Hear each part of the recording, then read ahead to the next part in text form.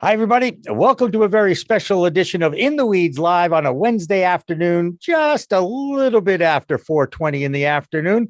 I'm Jimmy Young from Pro Cannabis Media, and we're so happy to be joining you live once again. Thankfully, to our friends at LinkedIn who are allowing us now to do our interviews live on their platform, as well as the other platforms of Pro Cannabis Media. But I'm so happy to welcome in Christopher Smith from the American Cannabis Report as we continue to focus on connecting both coasts with cannabis, coast to coast. Chris, thanks so much for joining us today. Happy to be here, Jim. Thank you so much for having me. And we've got 90-degree heat wave weather here in the Massachusetts side of things. California, I think you've been in a heat wave your entire summer. I hope everything is calm and normal in California as far as weather goes right now. Give it 10 minutes and some calamity will happen, I'm sure. But right now, everything is just okay. Well, see, that's the difference in California and New England. In New England, it's wait a minute and the weather will change. Right. California, everybody's more laid back there, including Mother Nature. It's wait 10 minutes. I get it. Yeah, 10 minutes. That's right. Well, we got all the hot stuff going on up in the north part, actually. There's a couple of big fires, but they're far north from where I am.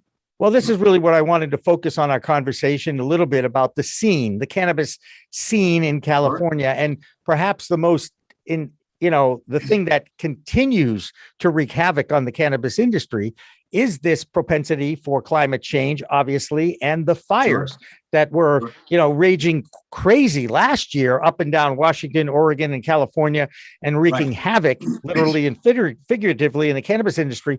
Is it as bad this year as it was last year?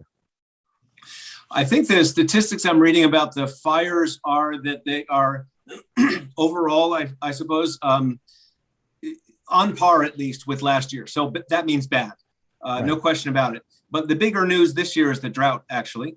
So we have both things at the same time. Well, one probably drives the other, of course, right? It's been so dry that everything looks like tinder. Everything looks like a nice little campfire, right? The whole state, pretty much. And that was even the big problem in Oregon last year, which is usually wet, because it's technically really from San Francisco all the way up to Alaska is rainforest. However, last year there was so little rain in Oregon that that the state had huge fires all the way up to the gates of Portland, pretty much. And so we're seeing a lot of that this year. There's a couple. There's one big one that's going through Lake Tahoe right now, as a matter of fact. But as to your question, the water issue is actually a bigger thing, I think. Obviously, because we have a crop, right? We're talking about cannabis and the cousin, of course. But so it's a crop. And the way that cannabis is getting into the news a lot lately is that because the drought is happening, everyone is sort of heightened attention on the drought. Now they're accusing the illegal cannabis growers of stealing the water. So that's the story now. And they're creating this. Not only is, cannabis has a lot of boogeyman stories, right, about how bad it is and everything. But now we have the illegal grower that's knocking over your fire hydrant, tapping into the water lines and stealing the water right out of the rivers, And it may be that these things are happening, some, but California is almost the whole coast. I mean, it's a massive state, right? So the amount of water that cannabis growers could possibly take is obviously very small. I read a thing the other day that said that cannabis is estimated to take a gallon of water. Can't remember why they said this, a gallon of water per pound, but it's 1,900 gallons per pound of almonds. So, and it takes 1,800 gallons to make a pair of blue jeans. So, like, when we look at it on balance, cannabis is really not very bad. Right. But it's a target. But the boogeyman story is the thing that propels everybody, right? So as someone who is in the media, who continues to publish content about the scene, how do you as a journalist balance what you're saying? Is this really an embellished story, or what's the real truth to the facts that water is necessary to grow cannabis, but in comparison to other entities, other textiles, it's not that evil boogeyman? Well, it takes probably like you, Jim. It takes a lot of research, right? You have to be on top of your facts.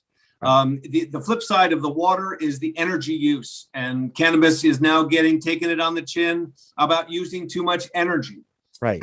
Well, I say that's fascinating. However, if cannabis were not illegal, then we would never grow it in Maine and Minnesota and Alaska. You never would, right? You don't grow oranges there. You don't grow tropical stuff there. You grow it down here and ship it up there, right? If the market were allowed to operate efficiently, right, that's what would happen. So the reason that we all grow indoor, especially in the northern states, is because we have no choice. Right. Right. And that's the biggest, one of the biggest issues in Massachusetts, where the world headquarters of Pro Cannabis Media lives, is in Massachusetts. That 10% of the electric grid for each month is going to indoor cannabis operations. Now, it's one of the reasons why I think the industry needs to grasp solar energy and actually take advantage of that, because the whole point of this plant, God put this plant on this earth for a reason. One is whether you believe in the uses of the cannabis plant as a hemp plant or as a THC cannabis sativa plant. The point is, you're right. In a environment like the Northeast, where the growing season outdoors is limited, obviously you want to maximize your profits. So you are looking for ways to take advantage of dormant mill buildings, for instance, in the New England area, and putting in grow facilities and turning it into a business. And that's exactly what's been going on. Yeah. But again, without interstate commerce, you really are waiting. You really have to develop that market in each state and close the borders for interstate commerce. Although I do think those days are numbered. What's your feeling about that in the future, especially with the new CAO bill and the discussions that they're having down in Washington, D.C.? I think it's a pretty interesting thing. I think that the big problem with cannabis and with hemp, actually, and this goes back to the 1930s when the Marijuana Tax Act happened in the first place, and really, some people say it made it illegal. That's not exactly correct what happened, but really decimated the industry. Is that there is no champion for hemp or for the marijuana side either. There's no champion, right? So if you think about, like, back in the day, there was timber, for example. The champion for timber was William Randolph Hearst. The champion for chemicals was DuPont. Right. The champion for cotton textiles was the whole Confederacy, right? Right. So each one of those industries had a champion who was willing to go to Washington and fight. Hemp didn't have that. Hemp was just a crop that was grown by everyone, but it didn't have a person who was willing to go and take the gloves off. Right. And that's why it got taken down, because there was no fight. Right. Well, I think it had a lot to do also with the fact that Mr. DuPont, Mr. Hearst, didn't like those others who were using hemp and biting into their profit margins. I don't like to mention names, but they're, needless to say, they were going after those non-white looking people. How's that? Agreed. No, agreed. They used them as a scapegoat. They use that sort of fear of the other and of the immigrant and all that stuff. Build the wall. It's the same conversation. Right. To shut down that competitive industry at the time. Because there was almost no marijuana back then. There was almost no use at all. Right. But they created this scary monster and they rolled it out at the time when scary monster movies were a big thing. You know, it was right after King Kong. It was there was a lot of scary monster stuff going on at the time. And this fit right in. Right. So it's perfect. And it was the almighty dollar that really drove this more than anything else. I think so. So to get to your question about what's going to happen now, well, first of all, we still don't have a champion, right? No. So we have, for example, Chuck Schumer, who is no one's idea of a champion, in my personal opinion, because he's not a very sort of telegenic, sexy kind of a fiery kind of orator. I don't think I'd follow him into battle, really. I'd follow him into the library. I'd follow him into the voting booth, but probably not into a battle. He's not that kind of, come on, guys. We have Cory Booker, who I think is an exceptional individual in so many ways. Yep. He's focused, as you can imagine, on the social equity piece. Of course, African-American guy is gonna lean that direction. Well, I think that's necessary, critically important, but if African Americans are approximately 20% of the population, that's the audience for that message, really. I think, though, what's important, actually more important than just saying that there needs to be social equity, is that social equity is a good thing. Like I don't think they've really made a circle out of the message, right? Right. Which is, it's really critically important that all of our communities are involved. Because all of our communities will benefit. Right. And the planet will benefit, the earth will benefit, commerce, everyone will make money, everyone will be whole if we do this right. And it's good if we do that. Rather than saying we want our piece on one particular community, it actually benefits the whole. I think that needs to be the message. Right. And you're right. There hasn't been a champion. And you know what's been going on in the last, few months now is more and more recognizable figures from our culture are getting into the cannabis space, either as spokespeople for companies, or as strain champions, or as advocates for social change. Like Chris Webber puts his money up for a $100 million fund to help the mom and pops, the social equity people, get into this industry. So you're starting to see, I love seeing sports figures, because I've got a love of sports, to get involved with this, because I do believe that sports is a great builder of character. It also brings different people from different backgrounds together for a purpose. Absolutely. That's the beauty of sport. And it's the beauty of the plant too. And perhaps that's one of the reasons why I've gone from sports to weed. I don't know. Maybe it is. The bottom line is, though, it has always brought people together. And now we've got Kevin Durant now saying he wants to help Weed Maps break down that stigma. Now, did you happen to listen to that podcast by any chance? With Durant? No, I didn't. I've been reading some. When I first heard about his interview, I noticed a big, giant, gaping hole. And then a couple of other guys have picked up on this, which I'm glad they have. Yeah. Because it was, I don't know. When you set, it's like an alley-oop, right? Somebody threw the ball right by the rim. He did not dunk it. No. He didn't dunk it. I'm like, Kevin, what are you doing? No, he didn't. If anything, he tickled the twine, but without throwing the ball down into the hole. I know. Right? I know. They asked him, I guess for everybody in listening, right? They asked, he had come out and saying that one of his reasons for joining the industry was to end the stigma against cannabis. And they asked him in the interview, do you use it? And he said, kind of, none of your business, kind of. Like, I'm going to keep that private. That was the perfect opportunity to throw down and say, yes, I use it. And I know you guys know this already, but I'm kind of the best basketball player in the entire world. And I use it and I'm okay. That's right. And it wasn't, and it's not a performance enhancer, right? It just is a life enhancer. Ask Sha'Carri Richardson that, right? There's the other thing, and I thought that was so fascinating. These two things are so close together, because I think the great part of the conversation that she started was the many things that cannabis is good for. Right. Regardless of, not at the starting line, not like as a steroid-y kind of an advantage, that kind of thing. Right. But how normal, decent, good people can use it for actually very normal human reasons. Right. And they're still just fine persons. Thank you very much. They're just fine, right? Right. I like to think so. So she may have actually really advanced the conversation, even by her. She failed, right? Because she got bounced from the Olympics. But even having done that as kind of a martyr for the cause, she really pushed the ball down the field. Right. And then in the same week, this past week, they had a match race with her, with the other sprinters from the 100 meters. And this is by far the first time in my lifetime in sports where the person who finished last got more publicity than the winners of that race. Right.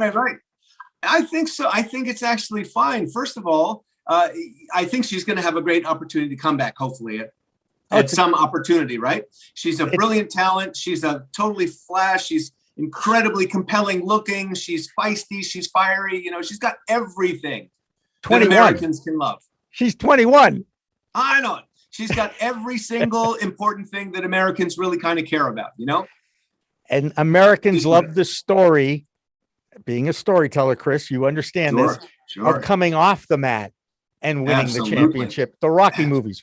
Was it you who brought this up, or was Josh? I can't remember. No, we were talking about Rocky, but I was even thinking, like, interestingly, like, well, my family arrived in America in your neighborhood, actually. And a lot of people forget that the people who came on the Mayflower, there were only 100 people on that boat.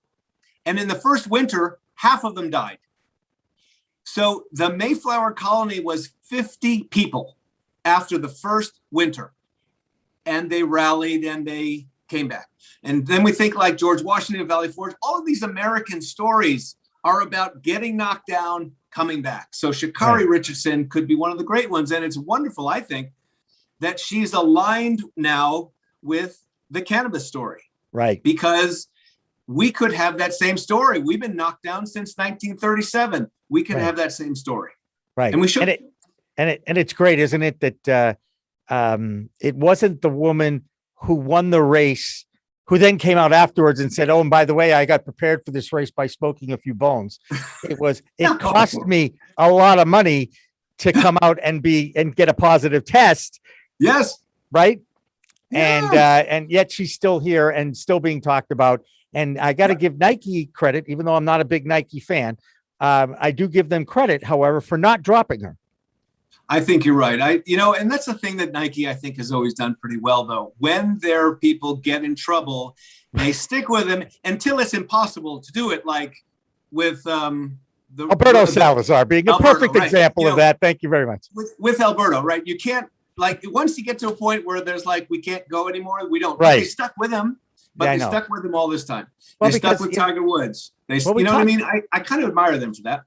Again, money is the key factor here. And money was right behind the 1937 Marijuana Prohibition Act. It was. We both recognize it. We talked about DuPont and we talked about Hearst. We didn't mention he who will not be named, the guy that was in charge of the DEA at the time that they created for this, because he was a devout racist who probably did more harm to race relations than anybody in history because of this tool that law enforcement has used now for 80 years to profile Black people, to put them in jail, because he recognized that, well, I bet if we pull this Black person over in the car, I'm going to bet he has a couple of joints on him.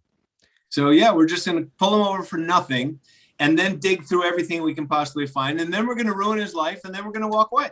It's the American. Unfortunately, that's been the American way, and I salute Mr. Senator Booker for trying to take care of this and get this thing done already. I'm with you. Look, I never thought in a million years I'd see a lot of things, including my local Red Sox team win a World Series in 2004. Needless to say, the local Patriots team winning 6 championships. I mean, all of these things happened in my lifetime. Now, I think I could see cannabis becoming at least decriminalized. Take it off that Controlled Substances Act once and for all. Let interstate commerce either begin or be controlled.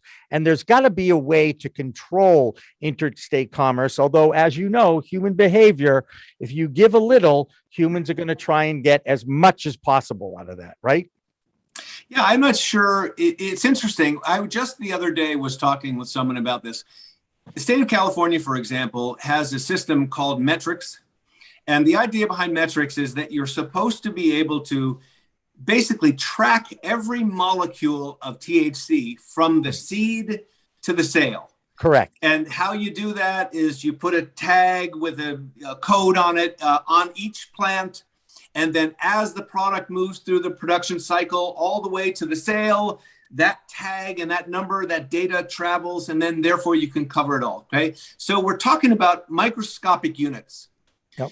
What they missed was the overall scale of the economy, of the cannabis economy in California. So that the big guys now are growing so much cannabis that the little guys are getting squashed. Right. And I mean squashed like out of business, squashed like suicide, squashed like they're leaving the state. I mean, really squashed. So with this tiny little focus and technology, and it's really going to make everything right, they missed the big picture. So The same with transportation all across state lines. We got to think about all of these things differently. And your comment about like this whole thing about THC, right? Well, alcohol is not really treated that way. I mean, it's regulated and it's controlled, Right. But this extra special focus on THC as the demon with the devil and all of that is, we got to get past that. We got to get to a normal place.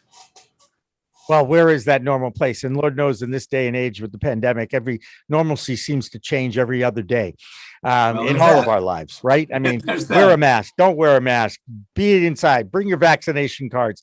I mean, it's kind of crazy out there.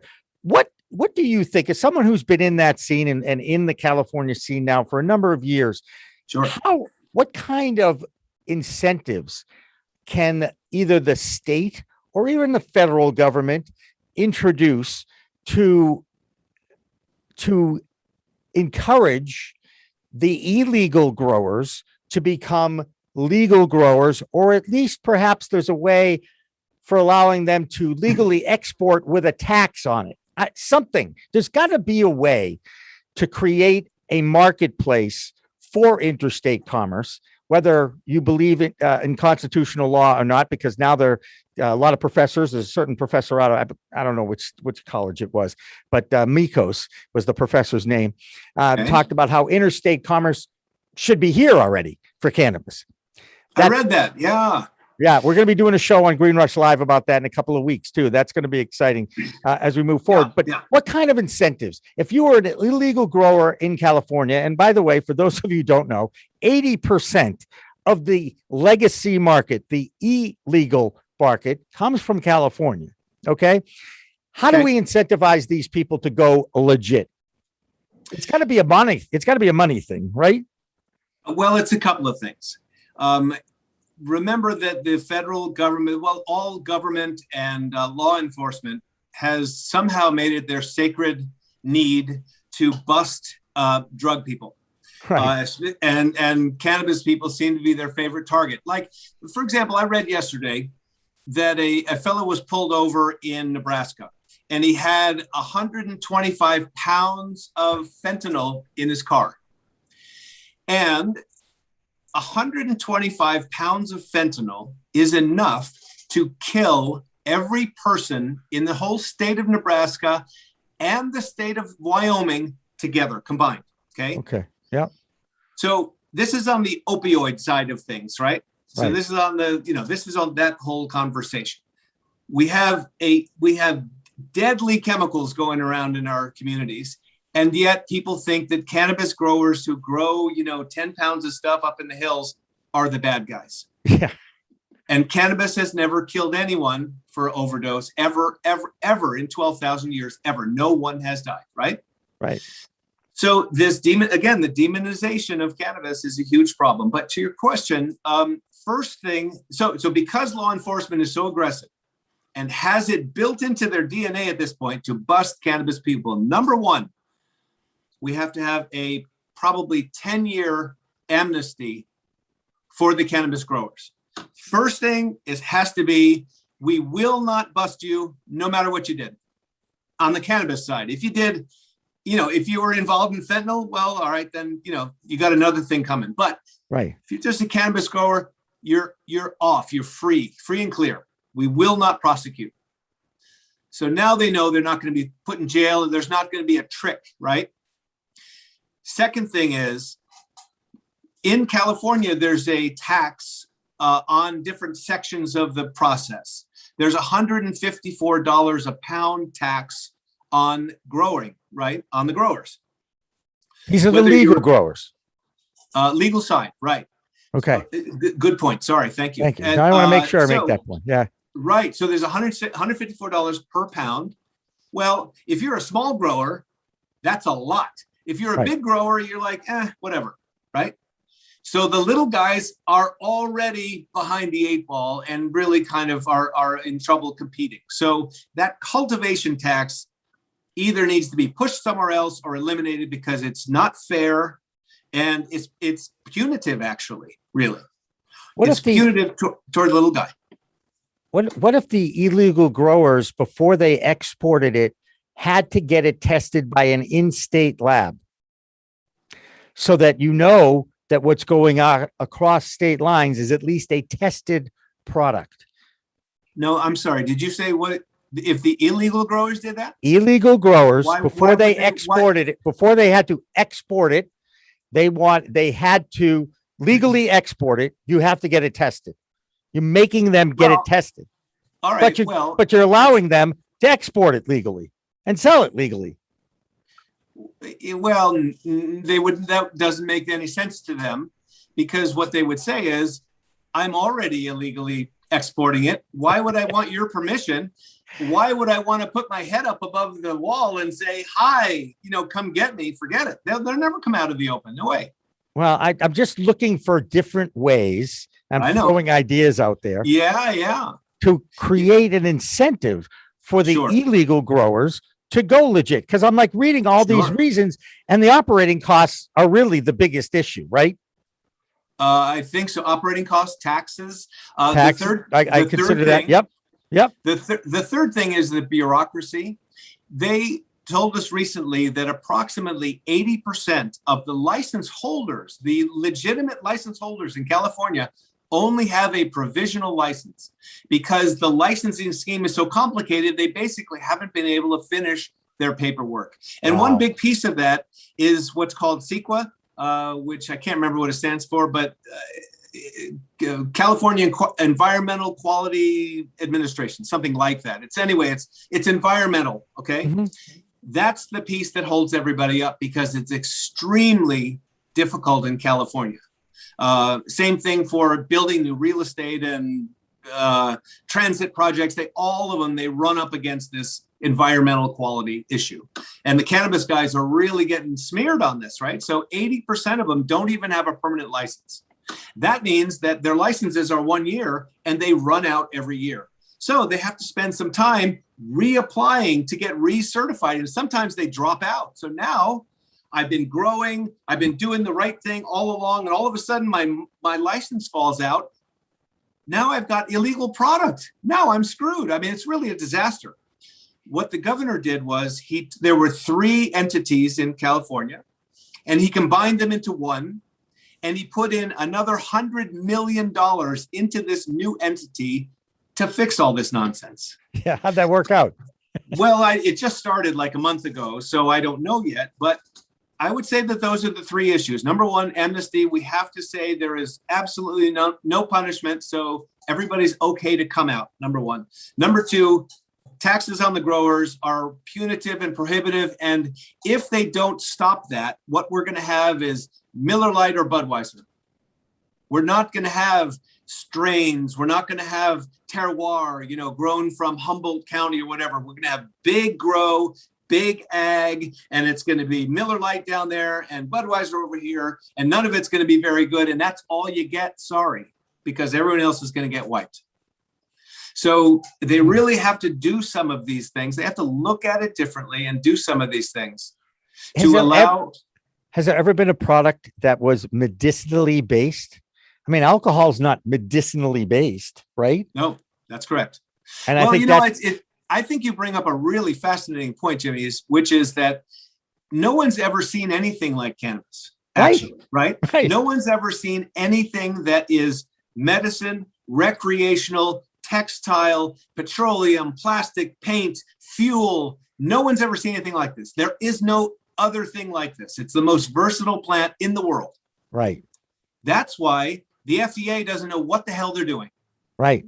And the Alcohol Beverage Commission doesn't want to deal with it either. They don't know what they're doing, right?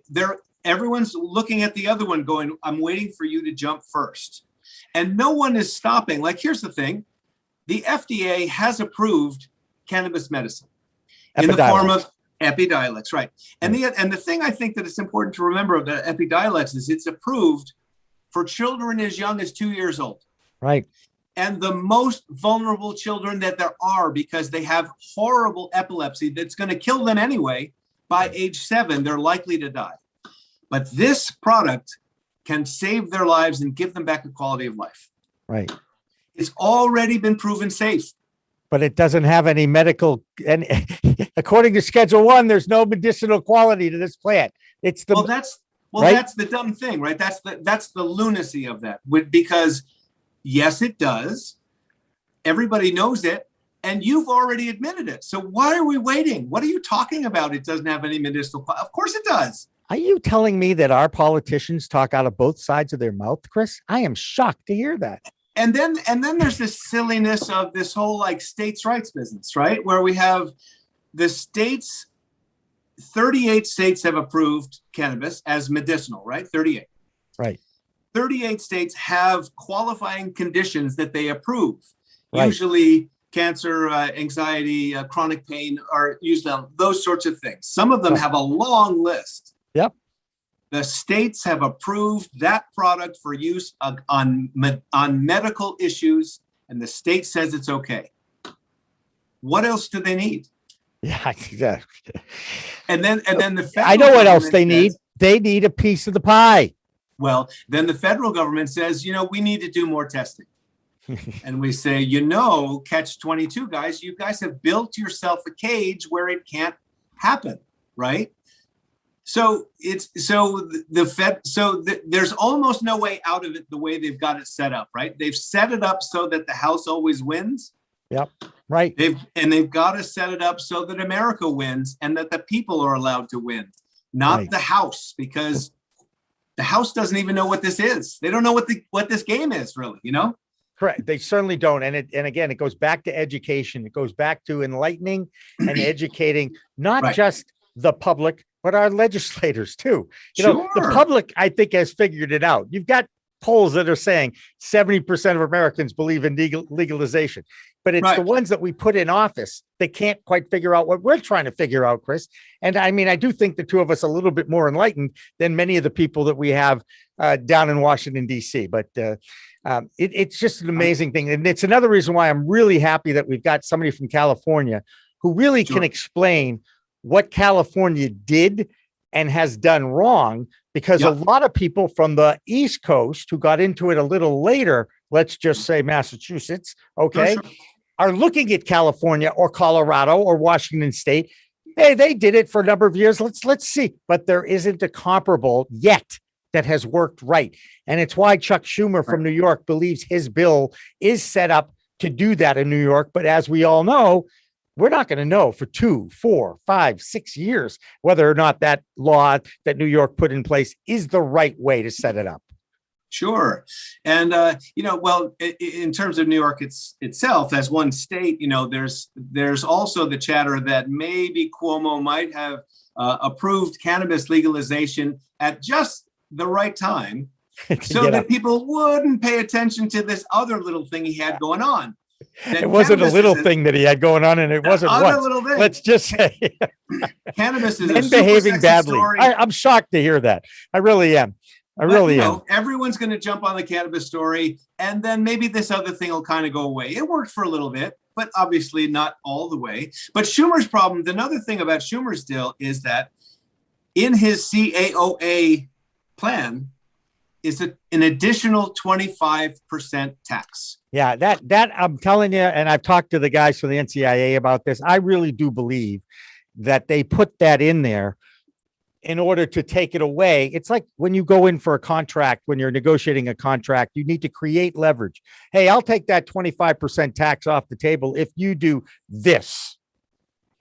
Yeah. I mean, honestly, the federal government, I don't know, I'm sure it's more complicated than I'm making it out to be, but in some ways, they kind of don't have to do anything. They kind of just have to kind of get out of the way, let the market handle itself. I mean, I know there will be regulations, they're required, but, and the government, for setting up the bureaucracy that they're going to want to set up, they need something to run that. Okay, fine. But if they add another 25% onto the state taxes that already exist, right, then we have to ask ourselves the question, what is the government really trying to accomplish? Right. Because if they are trying to accomplish eliminating the illicit market, they're failing, right? Because they're adding all the costs onto the legal side. The illegal guys are like, thank you. Thank you very much. My stuff is now worth even more. My stuff is now on sale all the time. and you just added 25% more to the other guy's cost. Thank you very much. So if they're trying to eliminate the illicit market, they're failing. The rationale or the roadmap to doing that is not to raise taxes, but to, of course, increase efficiency and reduce barriers. So they want to make money. Everybody's talking about the money. Everybody talks about the tax money, but it's not about the tax money. Like, here's another thing it's not about. It's not about the tax money. There's 300-something thousand people working in the industry now. Right. And also remember that during COVID, last year, it was an essential business and cannabis businesses were still hiring. Right. When everyone else is getting laid off, everyone else is on unemployment, everyone else is wondering if they're going to starve to death. Cannabis was an essential business. Yep. And over 300,000 people work. So when we think about the money that's coming into cannabis, we can't just think about sales taxes. Right. We have employment taxes. We have the money that those people are able to spend in their communities. Right. So we have three layers of spending, right? Right. And So it's not going anyway. It's not going anywhere. Right. The impact is enormous. The potential impact is even bigger. And the potential for America to be the first mover in all these things is laid out on a plate for us. I mean, it's all there. Yeah, but talk about a new revolution in medicine, in fuel, in textiles, in recycling, in sustainable farming practices. I mean, the plate is ready to be served. Yeah, I just hope they don't screw it up. Here's a good sign for normalcy, and it does also have a lot to do with the fact that the pandemic got involved here and everything, is that the Apple platform is now allowing apps to deliver, right? Is now to allow delivery of weed comes to the App Store. Ease is one of them. The parent company, through their Caliva subsidiary, will now allow cannabis consumers to place pickup or delivery orders, pay electronically, and chat online.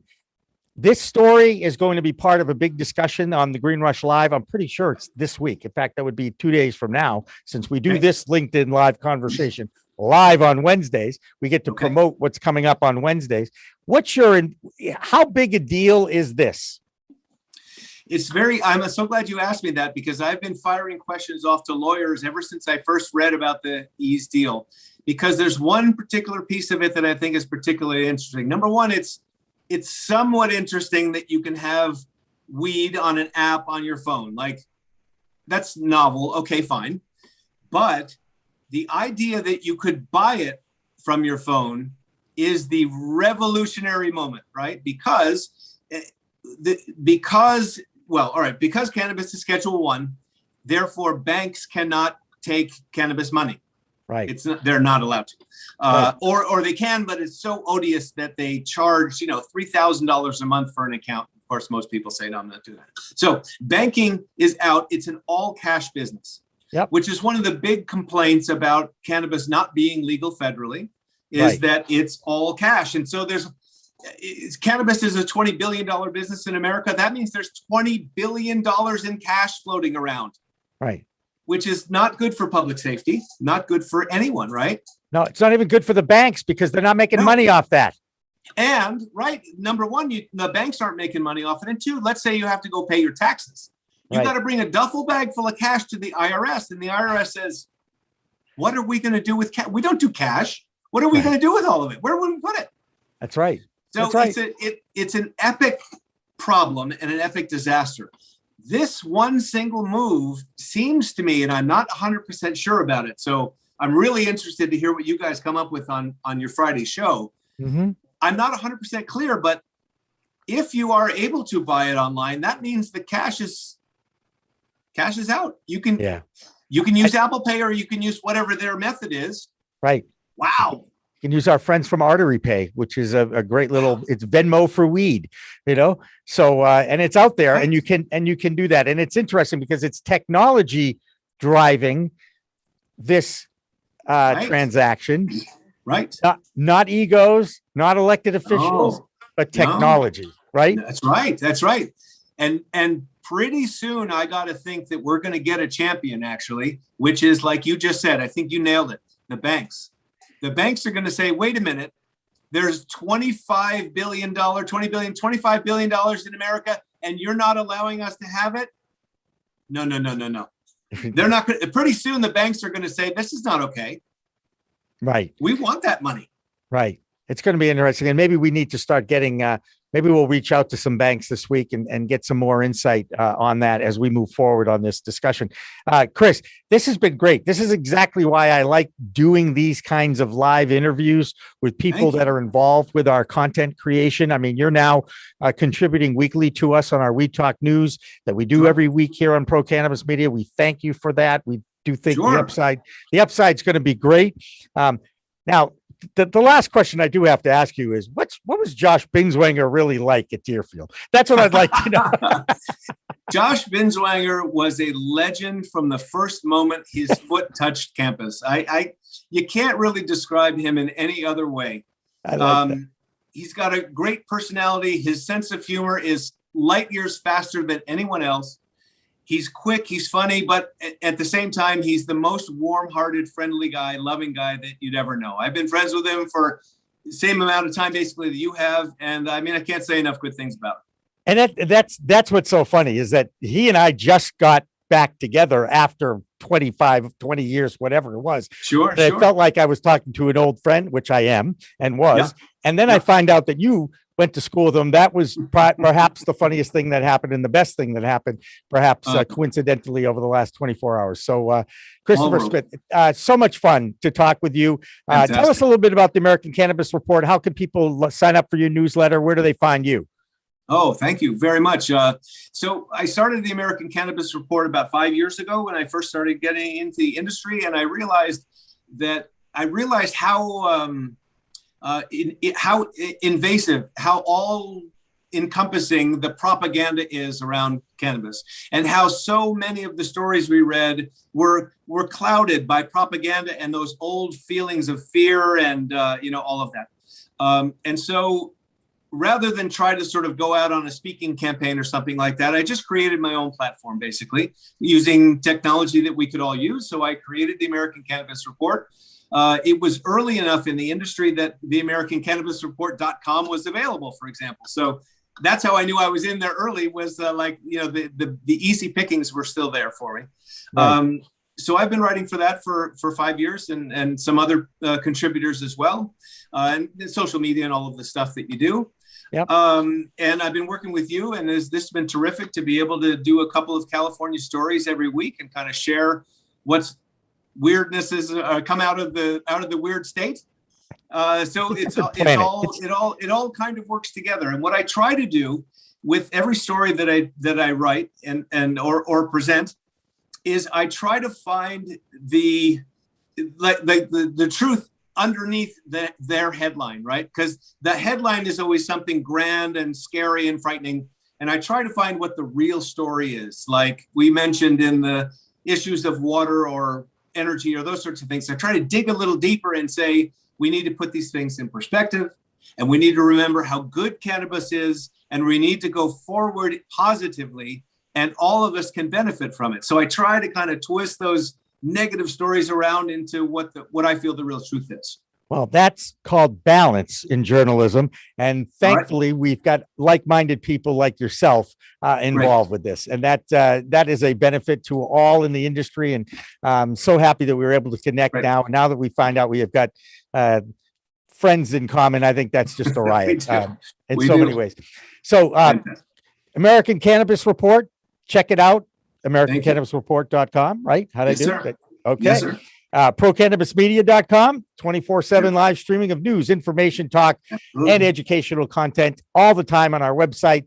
And of course, we do live shows like this, live interview shows like this on Friday afternoons at 4 o'clock with our Green Rush Live. And we also do the Green Nurse Report every morning, 8 a.m. Eastern to 8:30 a.m. Eastern.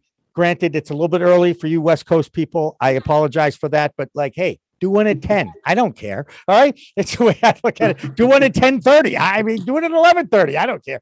But anyway, this is what we do here at Pro Cannabis Media for everybody here at PCM TV and Pro Cannabis Media. I'm Jimmy Young. Thank you so much for watching another live edition of In the Weeds. And we return now to your regularly scheduled news on LinkedIn. We'll see you all down the road. Remember, it's a whole new world of weed out there. Use it responsibly.